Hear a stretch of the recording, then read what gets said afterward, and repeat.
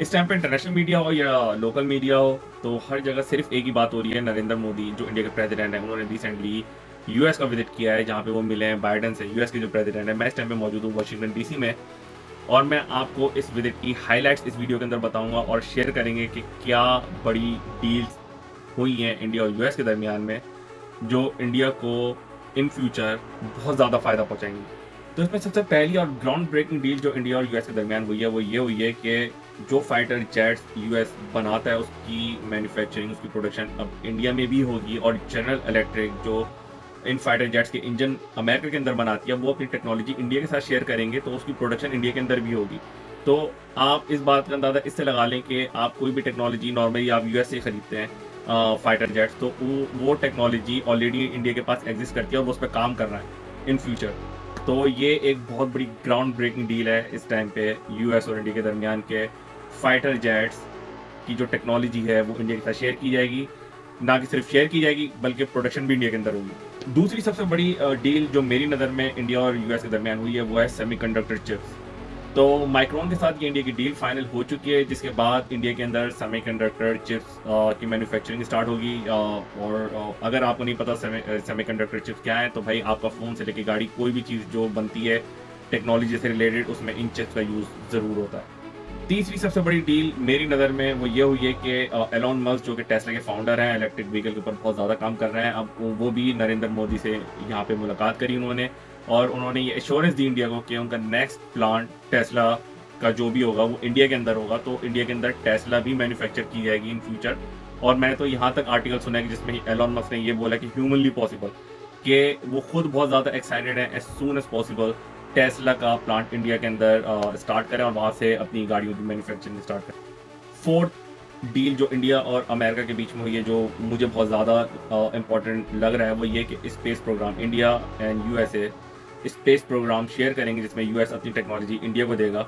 Space programme के साथ साथ इंडिया यूएस से बहुत सारे ड्रोन्स भी परचेज करेगा, और परचेज करने के बाद वो वाले जो यूएस ड्रोन्स बनाते हैं, वो टेक्नोलॉजी भी यूएस इंडिया के साथ शेयर करेगा, और उन ड्रोन्स की प्रोडक्शन भी इंडिया के अंदर स्टार्ट हो जाएगी। फिफ्थ डील जो यूएस और इंडिया के दरमियान हुई है, वो है कि H1B वीज़ा, ये एक वर्क वीज़ा होता है यूएस के अंदर, और स्टूडेंट वीज़ा।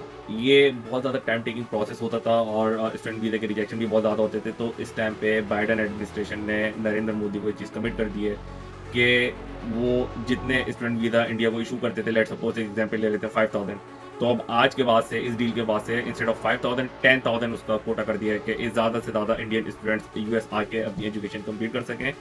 और H1B वीज़ा जो वर्क वीज़ा है, उसकी भी लिमिट इंडिया के लिए उन्होंने बढ़ा दी है। ना सिर्फ वीज़ा लिमिट बढ़ा दी है, बल्कि ऐसी बहुत सारी इंडिया की स्टेट्स हैं जहाँ पे यूएस की एम्बेसी नहीं है, तो उनको कहीं दूसरी स्टेट जाके इंटरव्यू देने पड़ते। तो ऐसी 2-3 स्टेट्स ऐसी यूएस ने इस डील के अंदर ऐड करी हैं, जहाँ पे वो अपनी एम्बेसी इंडिया के अंदर स्टार्ट कर देंगे, तो लोगों को इंटरव्यू देने के लिए दूर नहीं जाना पड़ेगा। भाई सिर्फ डील्स नहीं हुई हैं यूएस और इंडिया के दरमियान, ये एक यूएस ने चाइना को भी एक मैसेज दिया है कि India is capable enough to be a second largest economy in the world. इस टाइम पे इंडिया 5th पे है।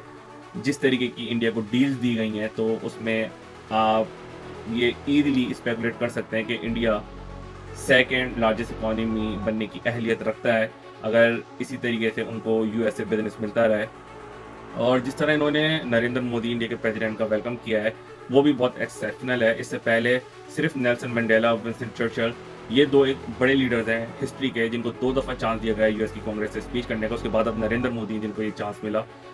इवन इंडिया के पॉपुलर लीडर जवाहरलाल नेहरू, वो भी सिर्फ एक दफ़ा स्पीच कर चुके हैं पास में। ऐसी एक्टिविटीज हुई हैं जिसमें यूएस के बड़े बड़े बिजनेस टाइकून्स, बिलियनियर, सीईओज, उन्होंने भी ऐसे सेशंस इंडिया के प्रेसिडेंट नरेंद्र मोदी के साथ रखे। और उसके बाद उनमें भी बहुत सारी ऐसी डील्स हैं, बिजनेस डील, जो इंडिया और यूएस के दरमियान हुई हैं, जो इंडिया को आगे चल के बहुत ज़्यादा फ़ायदा देंगी। एंड इंडिया के अंदर कैपेबिलिटी भी है, उनके पास रिसोर्सेज भी हैं, और जिस तरह उनकी गवर्नमेंट अपनी रिसोर्सेज को यूज़ कर रही है, तो उसमें कोई डाउट नहीं है कि इंडिया चाइना के बराबर आ सकता है, दुनिया की सेकंड लार्जेस्ट इकोनॉमी बन सकता है। क्योंकि बहुत बड़े मेजर बिजनेसेस अगर इंडिया मूव हो रहा है, तो वो इंडिया के लिए बहुत बेनिफिट्स हैं। ज़्यादा से ज़्यादा जॉब्स क्रिएट होंगी, उनकी इकोनॉमी मजबूत होगी।